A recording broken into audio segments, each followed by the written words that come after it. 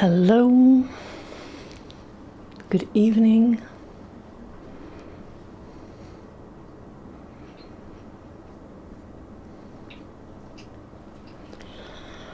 Starting a little bit early today. Let's see how we're doing.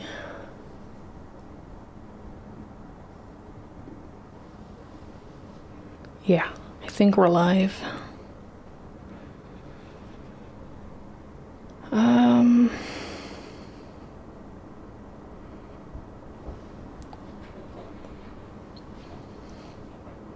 I just realized I don't really have my reference ready. There's always something. I forget. But it's a good thing. I have a link in the description. And if you go to the link, like I am right now, you can download the reference photo. Okay. So, who's here? Linda. Hi, Linda. You can hear me. Oh, that's great. Making lunch. It's 8 p.m. here. So I had my dinner. My son had his dinner. He's going to guitar practice. Right now, where am I going to put my phone? I'm going to put it right here. And it's dark outside. So I have this board here that I'm going to zoom out a little bit in just a bit. And last week we did this portrait in umber, and I went over it a little bit with some burnt sienna, which is the topic for today. I'm just gonna slide that over. Let's see if I can put my phone here. A little bit more.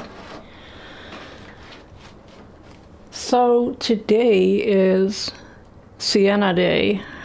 I went out and got a tube of raw sienna, which I own, but apparently lost or misplaced or gave to someone, I'm not sure. I have a lot of burnt sienna, though, that we can try out. But I thought it would be nice to get the raw or uncooked, as Beth, who is also here, likes to call it. And Ariana's here. Hi, everyone. So I went through my stuff. And I have exactly, this is a coincidence, really. I have exactly the same brands in burnt sienna as I did or do last time with the umbers. So I have a Rublev, and Rublev does this natural, their company is called Natural Pigments, I think, or something. So that is a naturally mined burnt sienna, in this case from Italy. And I have a Michael Harding, which I think is a synthetic one, but they don't really say that on the tube.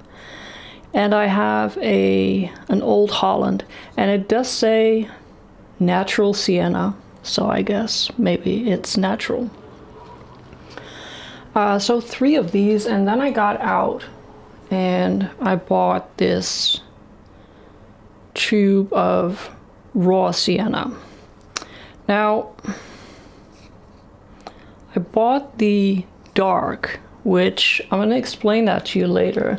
It's a little bit in between a burnt sienna and a true raw sienna. But the raw sienna was just a little bit too light for my liking. So burnt sienna is basically cheating because it's the same pigment number as we used last week. It's PBR7.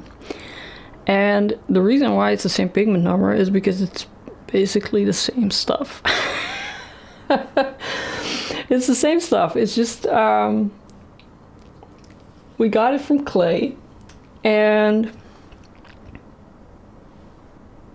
the only difference is the composition of said stuff, right? So some of that clay or dirt, if you will, has a little bit more manganese, and then it turns into a different color, etc., etc. But we're gonna start out with some burnt sienna. I'm just gonna see where can I paint. I'm here. Just gonna mark that so I don't go off camera.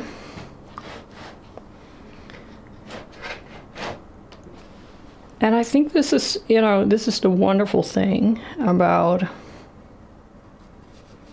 these naturally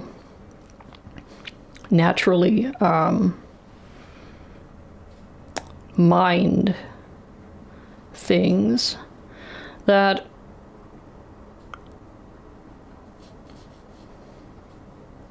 you can get this whole variety of different colors from essentially the same stuff, and they all have the same benefits, right? So they're fast drying, they're light fast, which is really, you know, if you ever follow any oil painting or watercolor blogs, you know, the issue with light stability of paint, of pigment, essentially, it's a big topic. And these pigments are very, very light fast. My portrait that we did last week was absolutely cork dry. Is cork dry even an English word? I feel like I don't think it is. I feel like I'm translating from Dutch, literally. So in Dutch, we call it cork dry. It was very dry the next day. In the morning, by the way. So we ended at 9 p.m. and 8 p.m. that stuff was dry.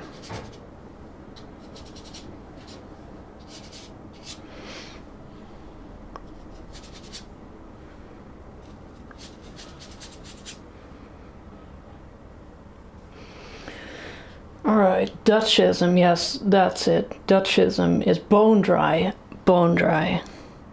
So if we were to translate that literally to Dutch, we would get a lot of confusion. I'm sorry about that. That's my son closing the front door. So this is the Italian burnt sienna, and we're gonna try them all today. Let's see, Rubla, yes, Virginia burnt sienna as well. I'm gonna put the Michael Harding here, and you can't really see my palette. I'm just gonna put down some paint, and I'm going to show you. So burnt sienna, the name is confirmed. I looked it up. It's definitely from an Italian region. There is no Latin word that means something else. It's an Italian region called Sienna. But just like any other natural pigment, you can get it from a lot of places in the world. So this is the Italian Rublev burnt sienna. This is the Michael Harding, and it looks very similar. This is the Old Holland that out of the tube looks quite dark. And this is the raw sienna dark. And the reason why it's in between a raw and a burned is because it says here, if you can see that, it's calcined. And what it means is that it's been heated, right? So it's basically half cooked burnt sienna, half cooked sienna. So as you heat it, some of these components get dehydrated and change their color to a more reddish tone. Same with burned umber. And white. We need white as well.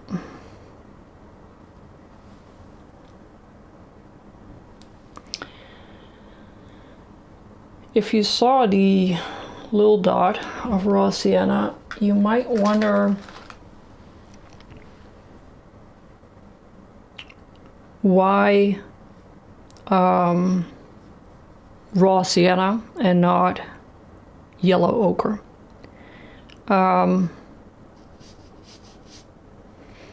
Because they look very similar.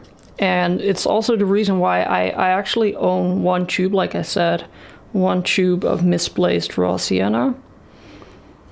And I don't use it that often because I just found out that I lost it. And the reason why is because I don't, for some reason, don't like these weird earthy yellow colors. I have an intense, somewhat strange hate for yellow ochre. It just doesn't agree with me. I don't agree with it. I have recently found an ally in my absolute disgust for yellow ochre in Dylan Sarah, who tried to paint a portrait in yellow ochre. Bless him. But the difference, it's very small. The difference essentially is that the yellow ochre mixes to white as more of a yellow, whereas the raw sienna mixes to white more as an orange on the yellow side. All right, so you're sitting a little bit more towards what we call burnt sienna. I have an issue today. I have a problem called all my favorite brushes are dirty and I forgot to wash them. So I am breaking out my new Rosemary & Co. brushes that still have the starch in it. These pointed rounds are the Shiraz line.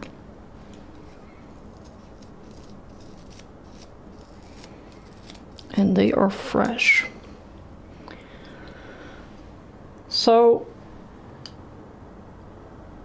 yeah, we're gonna leave one for the darks.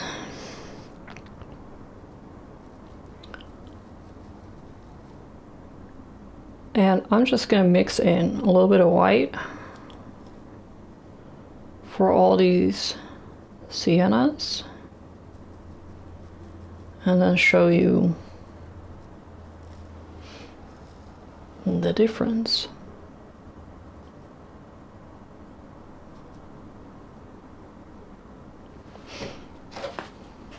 There we go. So this is it's a little bit too much white. This is the Rublev.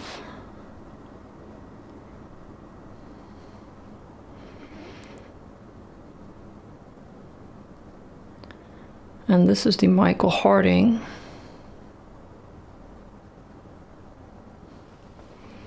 And then you can see a very clear difference here with the Old Holland, which is just a step down in saturation.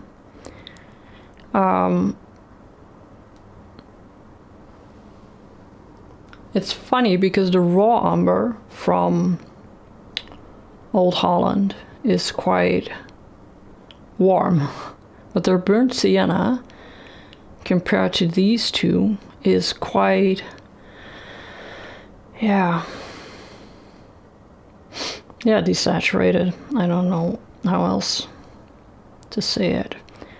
And this is the raw sienna. Yeah, so it's much more of a yellowish orange.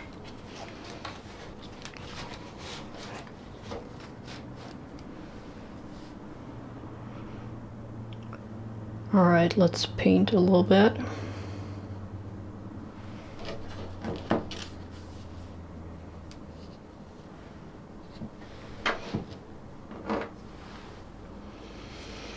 Love watching the christening. Yeah. I always tell myself I'm gonna save everything, but I feel like there's no better way to do a video on brushes after you've actually used brushes. I mean, one of the things that bothers me a little bit is reviews where people are like, I bought this stuff, but I haven't used it yet. So I'm just gonna talk about, I don't know, how it looks to me.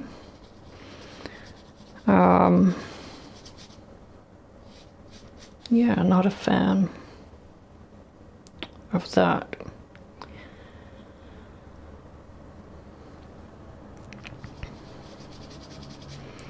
So,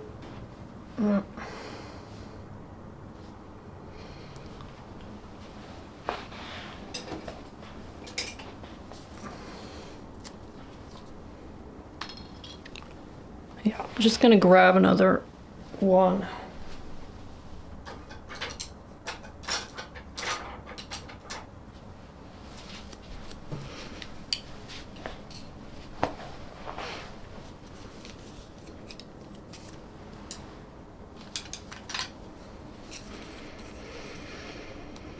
All right, so I think it was last week that somebody asked me what the difference was between saturation and chroma. So I thought that maybe we can touch on that, on that topic a little bit. It's actually quite simple. When you think about it, it's related, but it's a little bit different. And the easiest way to remember is that chroma is an absolute value. Yeah, so every color in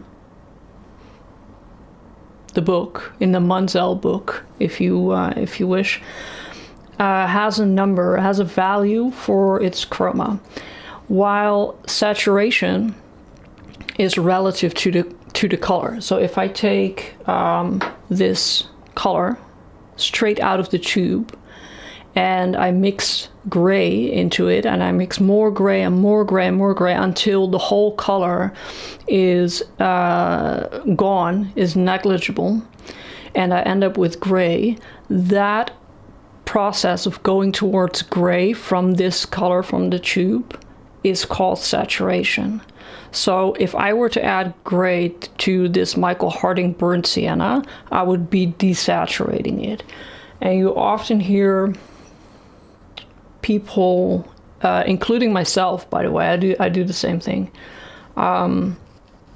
use these words like interchangeable, where I sometimes say, oh, I'm gonna lower the chroma of this and that color, which is technically wrong.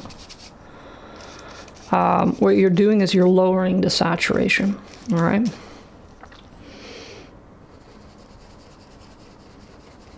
So this Michael Harding tube of paint has a value for its chroma, and that's just what it is. And if you take a tube of cadmium, it has a value, a number for its chroma. Linda says, is there any way you could show? Yeah. Hold on.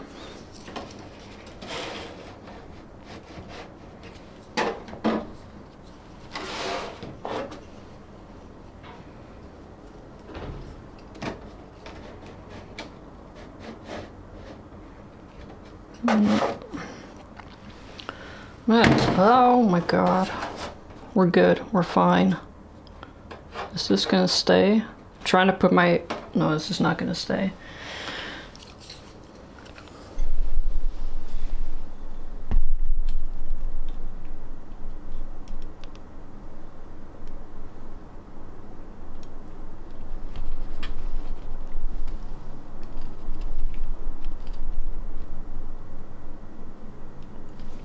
I look very sexy like this.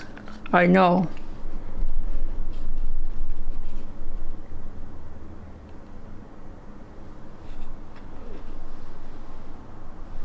All right, I think we're good. I think we're good like this.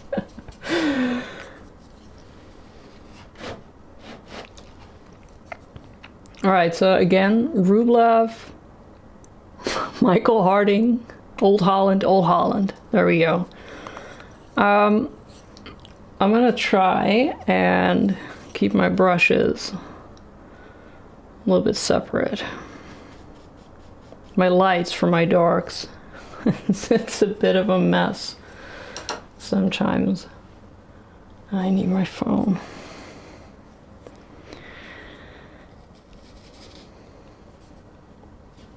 Yes, we're good like this. So this is again just sort of a love letter to burnt sienna. It's really, it's one of the first pigments that I gravitated towards. And one of the reasons is also because I was doing a lot of stuff with watercolor at some point. And you know, burnt sienna is a beautiful color, but it's absolutely glorious in watercolor because very often the grain is quite, like the particle size is quite big, so it gets very grainy, which is sort of like the holy grail in watercolor.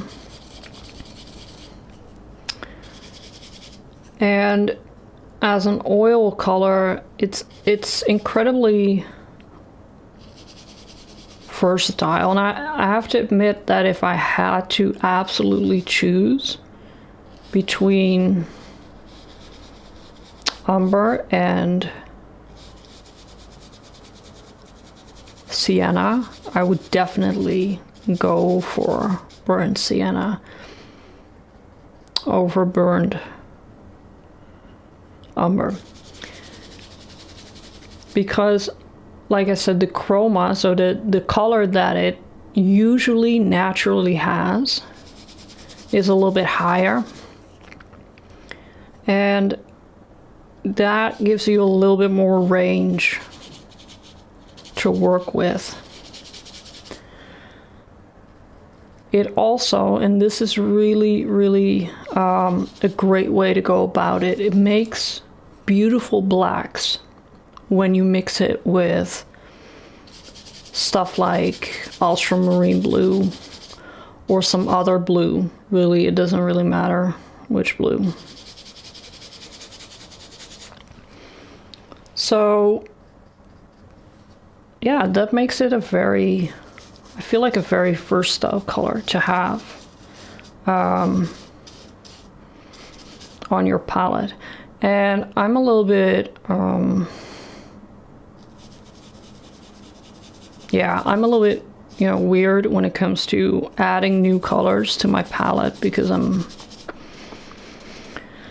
kind of still learning, and I don't really want to overwhelm myself too much. So for instance, I don't have a true primary red in oil paint on my palette, like a cadmium or something like that. And instead I use burnt sienna to cheat my way a little bit, to bring stuff, you know, towards the warmer orange side.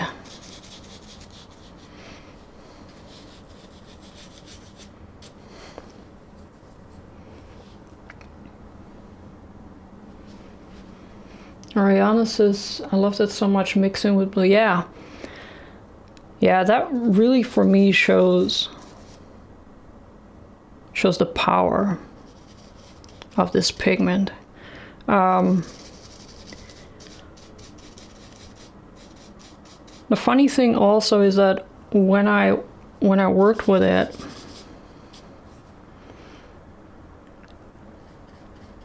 I gravitate towards orange colors. I don't really know why. Yeah, I think people have a natural, you know, liking for some colors, and I'm not very drawn to colder colors. So colder reds and colder pinks, the bluer pinks, is not something that attracts me naturally. But when I, at some point, let me think. Painting and talking is very difficult. At some point, I worked so much with these very orangey colors that almost naturally I was like, how cool would it be if I had a bluer pink or a bluer red on my palette? So that limitation sort of naturally made me purchase, I think it was some quinacridone rose or something like that. Permanent alizarin crimson, stuff like that.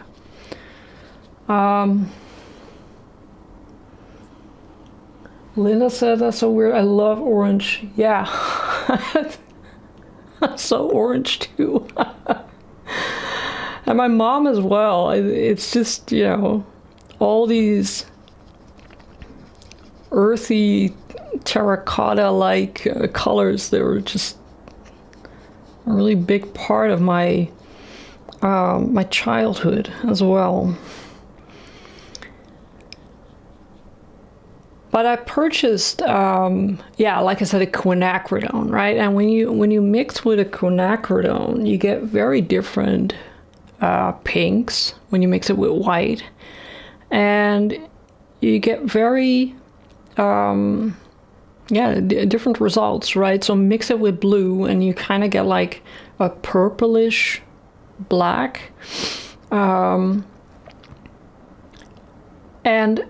two things that absolutely shocked me was the price. I was like, why does this cost my whole art budget for this month?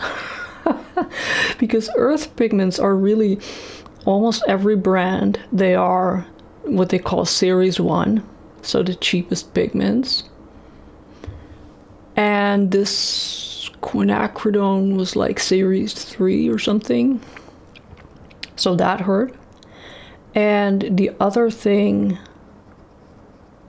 that shocked me was the intensity.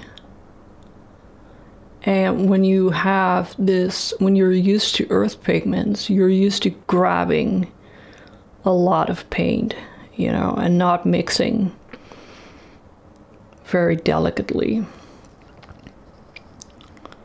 Because none of them really have a very high tinting strength, as they call it. Right, so you can mix a large volume of paint into white or into a different color, and not throw off your whole mix. But quinacridones are like this tiny iota of paint will completely shift your color into a different direction. So that was interesting.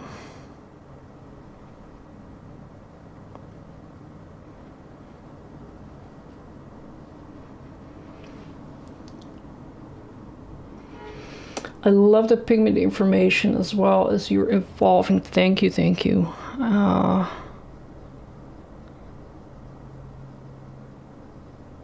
Thank you, Beth. So now I use them side by side.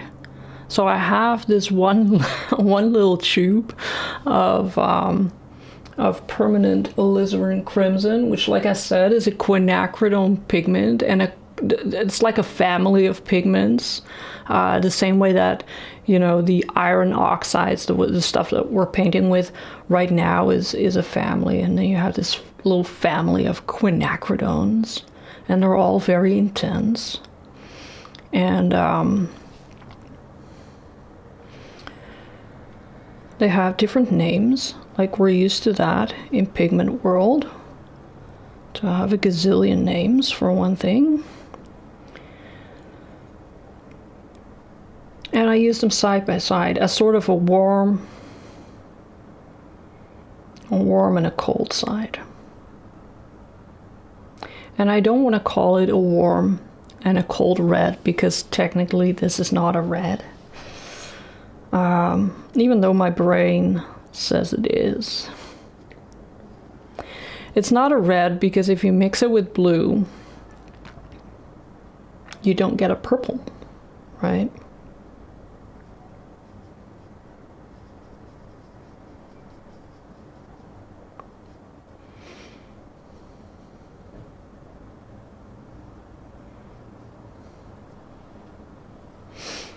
Let's see.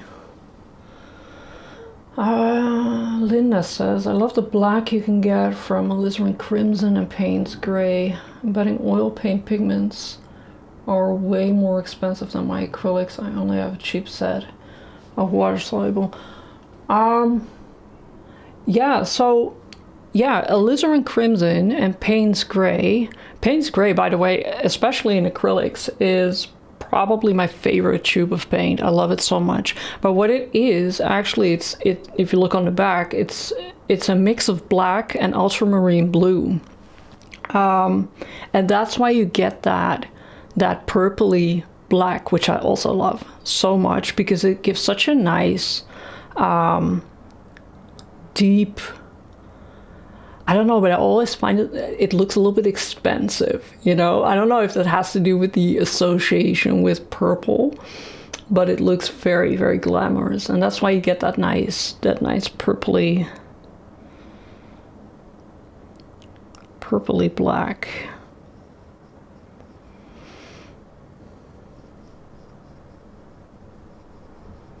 I feel like sometimes, by the way, to answer your other question regarding the cost of pigment in oil paint, I don't think like necessarily the pigment is more expensive, because pigments are just pigments, but I do feel like sometimes they're cheating us a little bit, making certain things a little bit more expensive than they could be, should be. Which, you know, it's fine. Like, they have such a small market to sell to. So can't really blame them. And the thing with oil paint, maybe that also matters. I'm just thinking of it now, is that oil paint goes a very long way. I go through my oil paint much, much slower than I do with my acrylics. Like, my acrylics, I just slap it on. You just need more of it.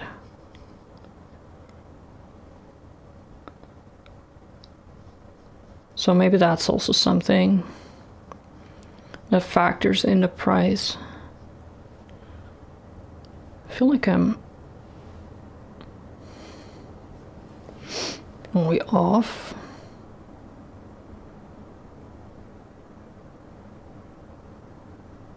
No.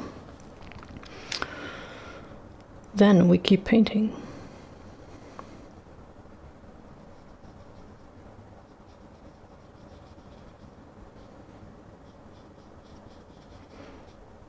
All right, I don't need a unibrow. I am amazed at the brightness of this. Yeah, it's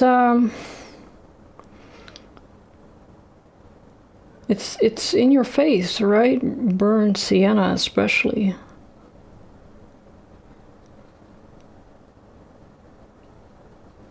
And the raw sienna is really quite subdued compared to, which is nice, you know, like I like how it mixes here to white, especially because right now I'm painting a portrait in burnt sienna, so I don't really care about the whole pinkishness of it. But I don't have a lot of pink in my skin, so I always try to see how I can balance a little bit more yellow in a skin tone, you know, without making everyone look like they're pink. And I feel like raw sienna is a nice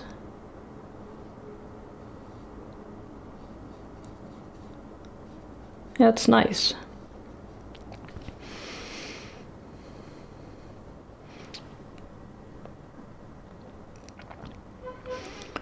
All right, well, this look like I have a mustache.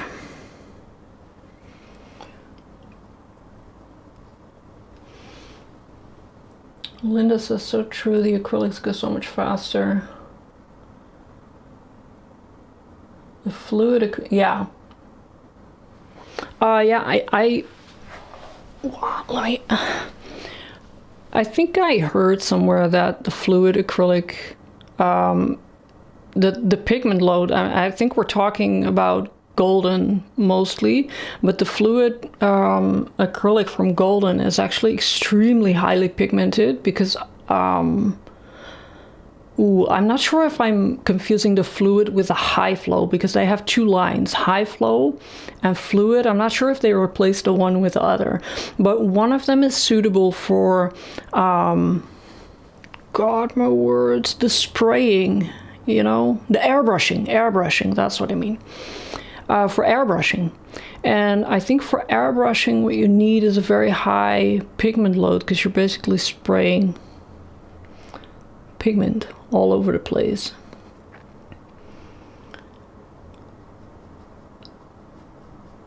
So those are very high pigmented.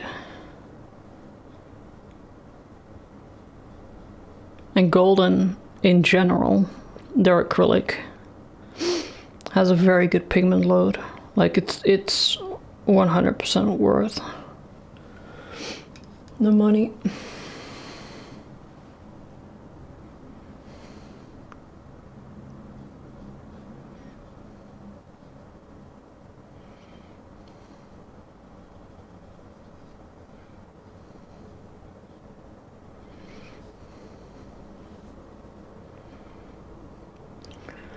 Alright, so I can tell, you know, if you're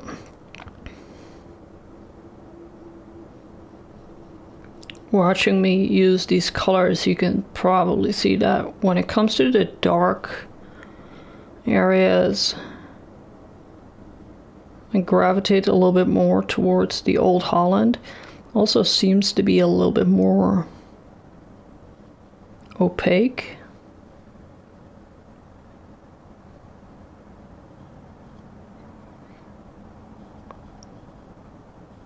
You can get a shocking amount of darkness out of this stuff. Yeah, I totally agree with you, Beth. It's expensive, but it's worth it.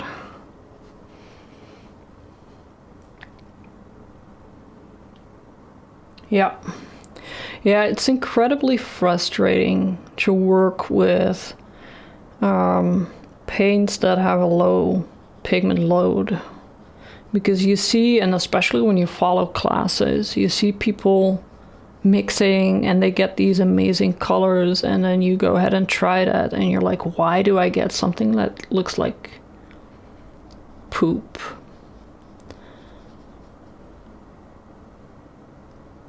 And it has to do with that pigment load. I have to say though, we have, because golden, sorry, let me just,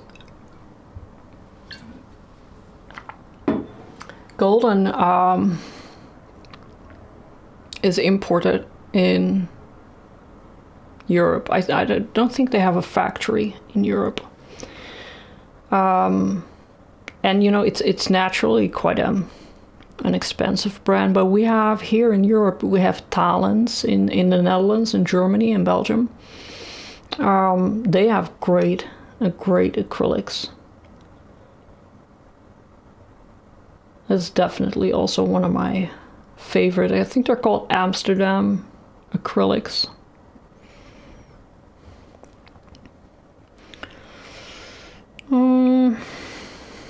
Right.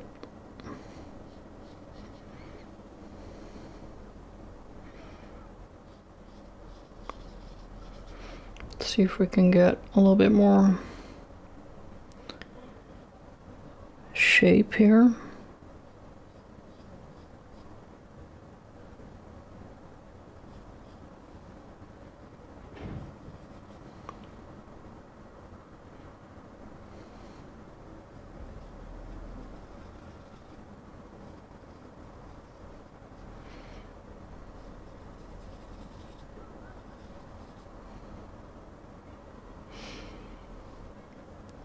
Beth uses Amsterdam acrylics as well. That is wonderful.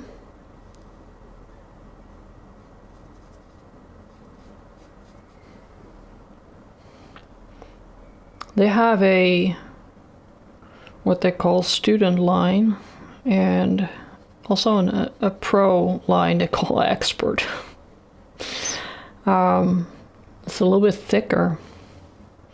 I actually like the student grade better. I worked with that stuff for a very long time. I still do, by the way.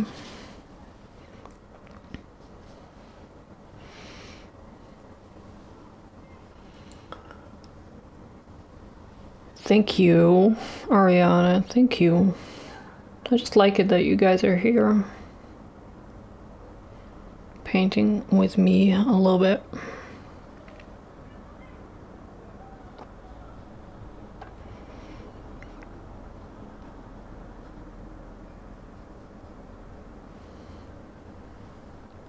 How are we? Jaw lines. You all love jaw lines as much as I do.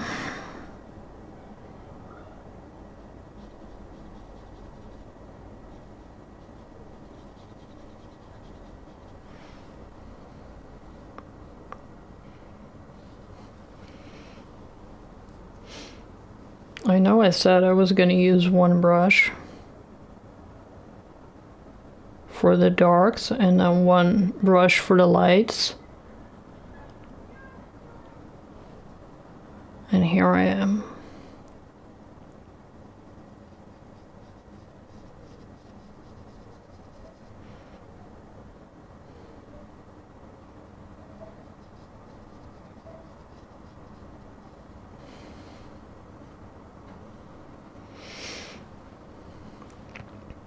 I'm not seeing a whole lot of difference between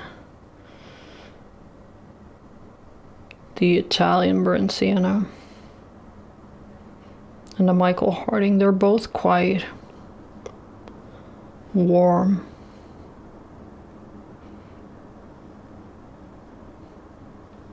The one difference, and you can't see that, but I can feel it, is that the Rublev paints, all of their natural pigments are, you could say, quite grainy. They've been grinded to, there's a whole science behind it and the way that it absorbs oil. I like the way it works, but on the other hand, the Michael Harding, that feels a little bit more synthetic. I find it easier to glaze with because it sort of disperses more easily. So that could also be, you know, something to consider.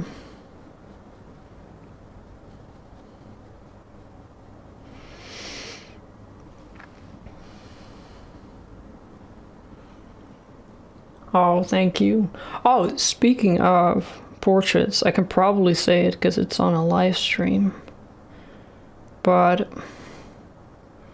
the two portraits that I did one of my mom. I did the other one of my son.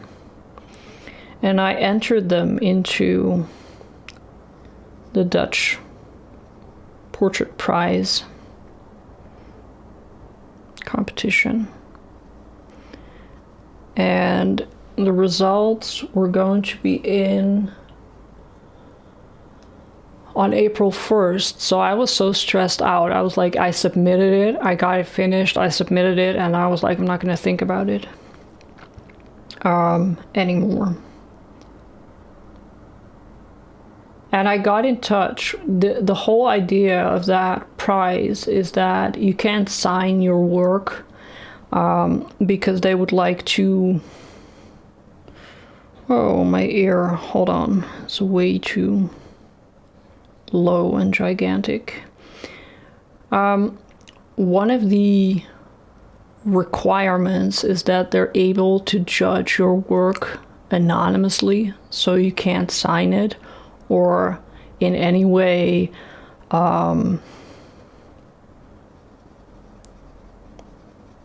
you know, let people know that you made it. So I got in touch with one of the people on the committee and I said, can I share it on social media? Because, you know, that kind of attaches my work to my name, right? And if somebody follows you, that is in the jury. I don't know. I was like, maybe you have it. It wasn't in the rules. That was a thing. And I read them a million times. So she said, well, you know, it's not in the rules, but you make a good point. Maybe should not have mentioned it. So she was like, yeah, you can share it on social media, but it's kind of not a good idea. So I got so stressed out that I didn't share my portrait yet on social media. And then one of the artists that I follow, who is also Dutch, shared her portraits that were accepted into the portrait prize, the second round. And I was like, second round? So I went to check my email and I was like, I guess I didn't go through, right? Because I didn't receive an email, and I figured that maybe they would send the sorry you didn't make it emails a little bit later. So I was like, okay, well, that's fine. And then something told me to check my spam. And apparently my mom's portrait or the portrait of my mom that I made it to the second round. So my son is now insulted. No, I'm just kidding. And I have to go present my portrait for another round of stress in 3 weeks. So thank you, Linda. I will show it. Yeah, I will show it once I got this done. I will grab it. It's right here and show you. I wanted to put in a little bit of raw umber because the raw umber is feeling a little bit sad and underused. Let's see. Where do you have to go? So I live in a town called Zeist in the Netherlands, and we have what is essentially a castle that was used at some point by the leader at the time, or the king, or whatever you want to call it, of the Netherlands. And I have to go there. So it's a national prize, and they're always doing the selection here. And the whole idea is that they're going to choose 50 portraits, and they're going to put those 50 portraits into an exhibition. And out of those 50, they're going to pick a number 1, they're going to pick a number 2, and a number 3.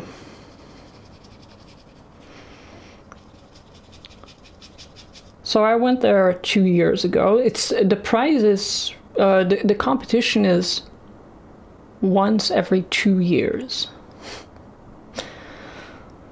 to make it even harder. So I'm gonna try and have a little bit of fun there.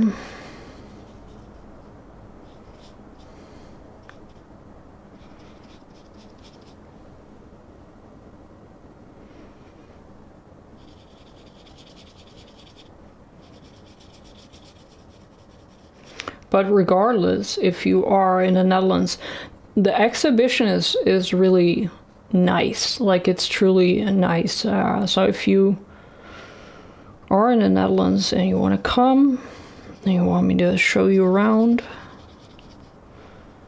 you are more than welcome.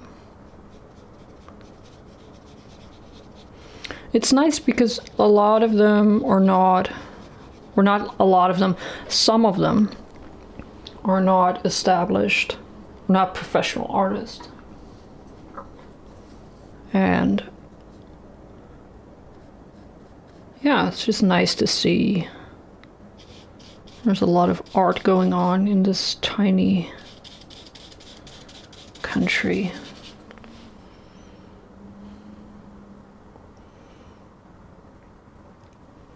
Thank you all. Yeah, it is stressful, and I don't know how people do this.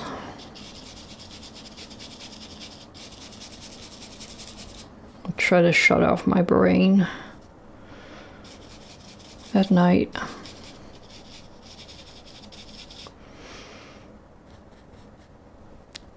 It's also a bit of a luxury problem, of course, but at the same time, you know, I wish I could be just a little bit more... Like, being nervous is okay, but I don't like it when I'm so unreasonably stressed out. It just feels so dramatic for no reason.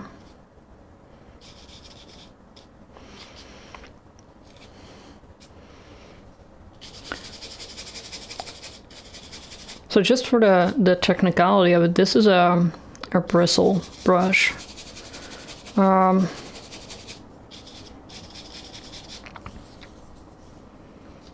And I'm working on canvas that I stuck onto a little panel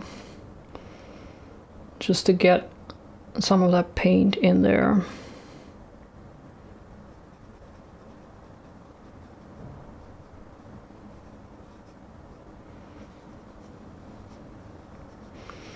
But I think we're almost.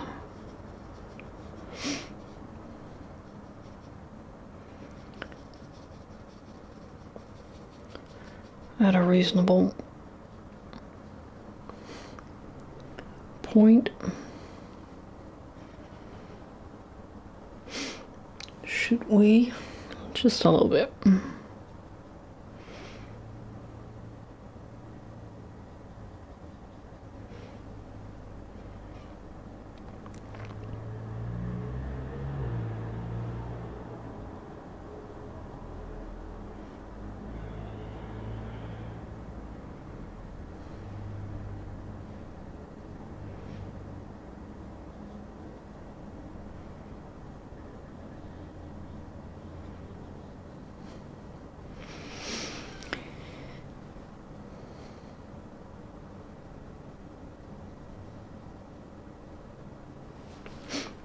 Yeah. All right. That's good enough. Probably gonna fiddle with it a little bit in the morning.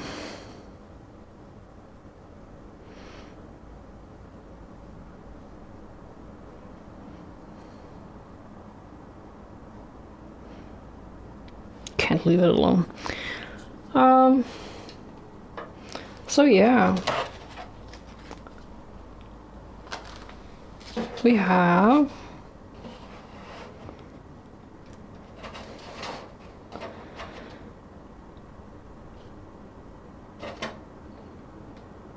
that's right. So I put a little bit of burnt umber onto this, burnt sienna onto this to add a little bit of warmth and you know, to bring it forward a little bit.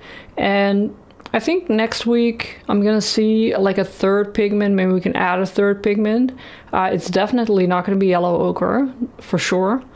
I'm probably gonna do Antica green, which is an earth green.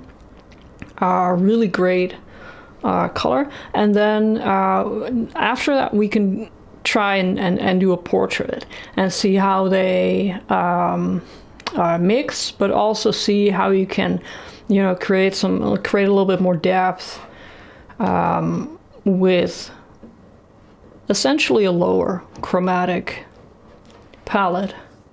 So I'm gonna put this somewhere where I'm gonna grab my portrait to show you.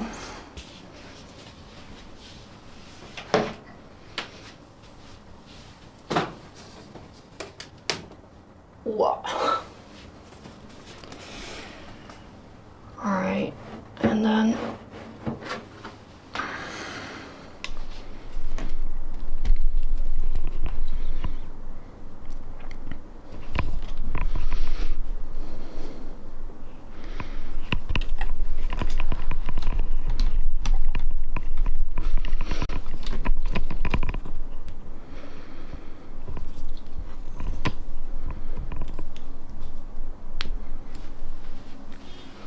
that is, so this is the portrait that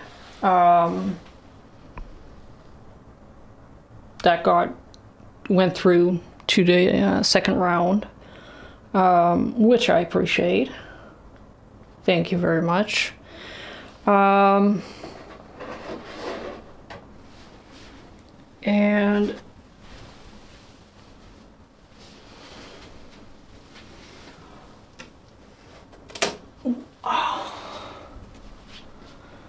this is the one that we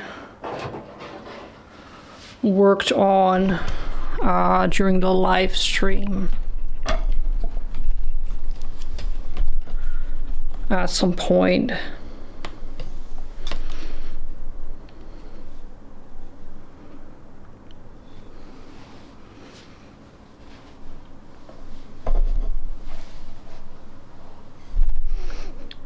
And oh, let me exit. Hello, hi.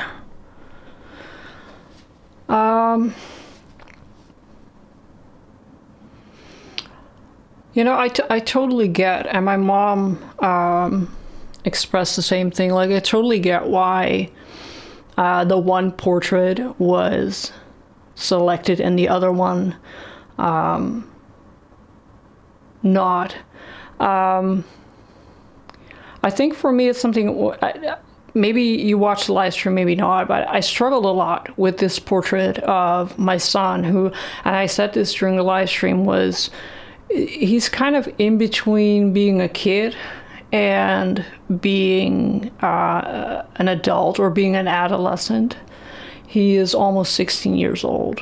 And I struggled with that a lot. And, you know, at the time I was also feeling a lot of stuff because of the world situation. And what I really noticed is how much of that I sort of unleash onto my work surface.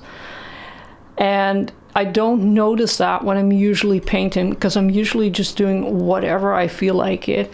But this is a 15, 16-year-old kid. He's my only kid also. And somehow that sort of limited me in what I wanted to do. And that's why it's a very flat portrait that is, you know, my mom came in and said, it's missing something. It's like it's not alive. And I totally get what she means. It's technically a perfectly fine portrait. But I learned something through that about my process and about what I need to make portraits, basically.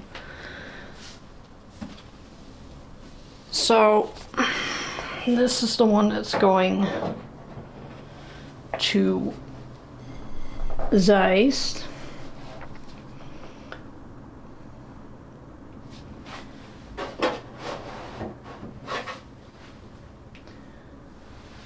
Beth says you did struggle. Yeah.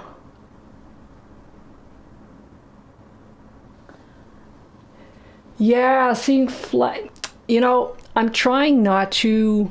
I don't mean it in a negative way. Like, my mom and I, and maybe other people don't see it that way. It's perfectly possible and valid also. But my mom and I are very much attuned to, each other. And it didn't click with me with that portrait. And it didn't click with her. And that's fine. It doesn't really take anything away from it. But I can imagine that somebody else may look at it and think, no, I don't see what you see. And that's also perfectly, perfectly fine. It was definitely a process. It was a process. And, so we're going into a new process with this one. Out in the open, which is going to be interesting. So I'll keep you updated on that. April 7, I have to go out walking with my portrait. So, Liad, hi Liad. Thank you for joining. I did not paint this portrait, by the way, Liad, during this live stream, just in case you're wondering. Linda says, I'm not sure what you mean when you say flat. Oh. You know how sometimes when you walk in or you walk into a museum or somebody's studio, or even when you're browsing on Instagram or whatever, and you see something and you go like, ooh, it makes you stop, and it's that feeling. And I know it's a lot to ask for me to want that from everything that I produce, but that's what I wanted from these two portraits. I want to be able to walk out of my studio, walk back in, I think, oh yeah, that's and I didn't have that. And I say flat because it makes me feel man, you know, it's not bad, but it's lacking something. So that's what I mean by flat. And with this portrait, I walk in and I think, oh yeah. You know, that took a while, but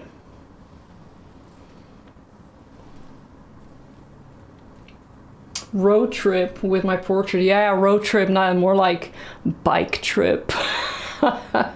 Take it with me on my bike. Ariana says, yeah, that's why we want to paint. Yeah, that's why we want to paint faces like, talk to me, please. And at the time I was painting my portrait of my son, my emotions were in the way. And it's not something that is, for me, is suitable to express on the face of a 15-year-old. My mom, on the other hand, can handle that stuff perfectly. I mean, that's just, we did this photo shoot and she was like, do you want something dramatic? And I was like, do you have to ask, right? So that was great. That was great. All right.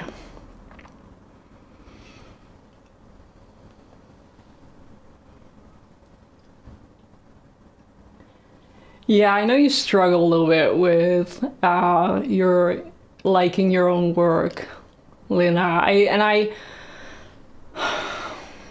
wish I could say something constructive, but I struggle as well. Like, I struggle. It's a struggle.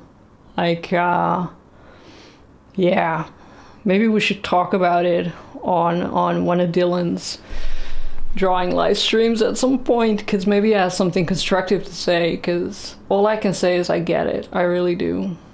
Yeah, but we paint nonetheless, right? So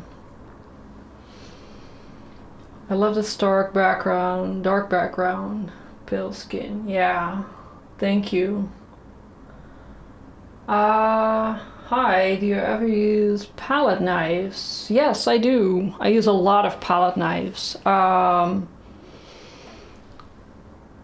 of this stuff was done with a palette knife, and I like to combine palette knife with bristle brushes. So with a bristle brush in thick paint, you can see every hair. And on some of these areas of thick paint, you can flatten with a palette knife. And I like that contrast between these flat areas and these, yeah, bristly areas. So palette knives all the way. Love it, yeah.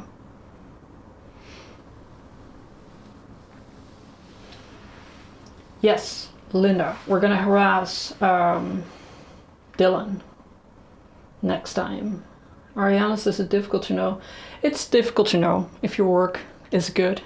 And then there is, you know, when it comes to competitions, there is the factor of you can be good, but maybe out of fashion at the time, or just they're looking for something else that is also a thing.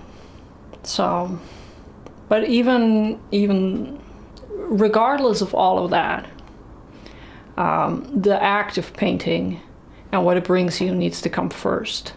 If you let yourself be overwhelmed by whether or not you're good or compared to this person or that person, you gotta refocus and recenter. And I'm mostly talking to myself right now because it's something I need to do every Monday morning.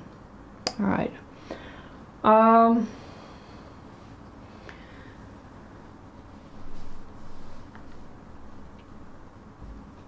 Find people often like paintings. Yeah, that is also a thing. Definitely Dylan has it coming.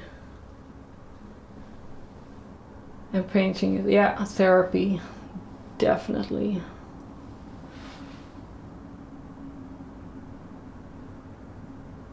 Oh yeah, I'm sad.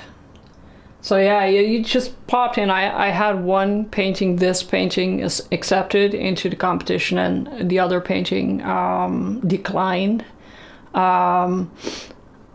Yeah, I know. I had so many doubts about going into this competition because I take these blows to my ego so poorly. But I was like, I'm gonna try this year. You know, if it hurts me like too much, I'm just gonna not do it again, right? But I have to try this once. So, you know, your paintings, Leah, are great. They're great. And that, well, you probably know this, but competitions in art are fickle as they come. So, all right, I think 10 past 9. Is Dylan starting at 9:30 tonight?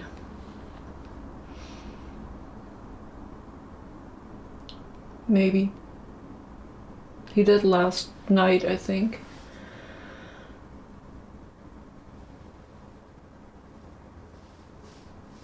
Thank you so much for saying so. Yeah, you know I like your work. Right? You do so much in a live stream. Like, you do so much.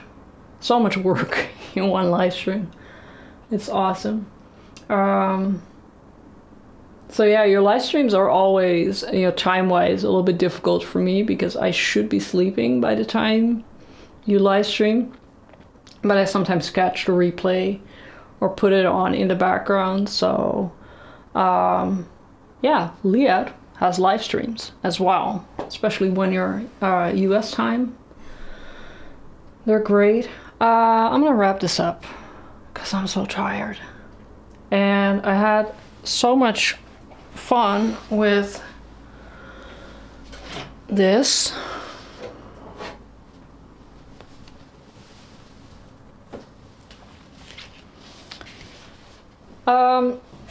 Next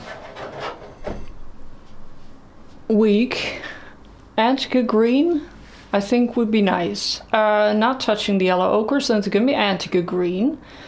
And then we have something that, you know, maybe we can do a little bit of a portrait with.